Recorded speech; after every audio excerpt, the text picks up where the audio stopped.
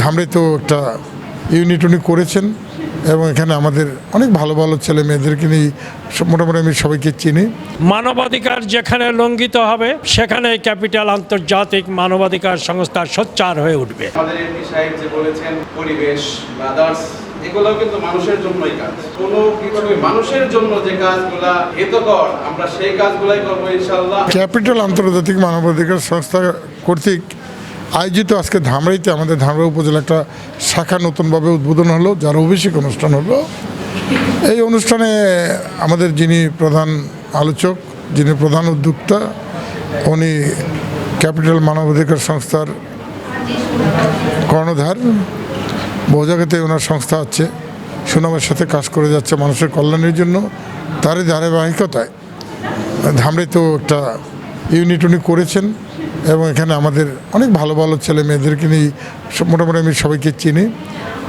একটা উদ্যোগ নিয়েছেন, উদ্যোগটা আশা করি একটা প্রশংসার দাবিদার। আমাদের প্রত্যাশা হবে যে ধামরাইতে মানবাধিকারের পক্ষে, অর্থাৎ মানবাধিকার মানুষের কল্যাণে এই সংস্থা ভালো কাজ করবে, এটা আমাদের সকলের প্রত্যাশা। চ্যানেল 32কে অভিনন্দন জানাচ্ছি। আপনারা জানেন যে আসলে আজকে এখানে যে অনুষ্ঠানটা ছিল ক্যাপিটাল আন্তর্জাতিক মানবাধিকার সংস্থার ধামরাই শাখার অভিষেক অনুষ্ঠান।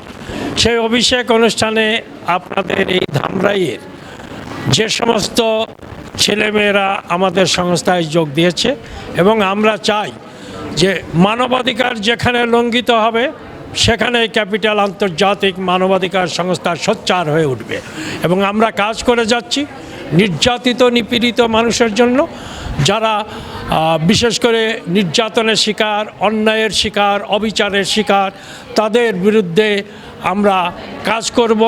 তাতে আমরা যত বড় বাধাই আসুক সেই সমস্ত বাধাকে আমরা কোনো রকমভাবেই আমাদের স্থান দেব না।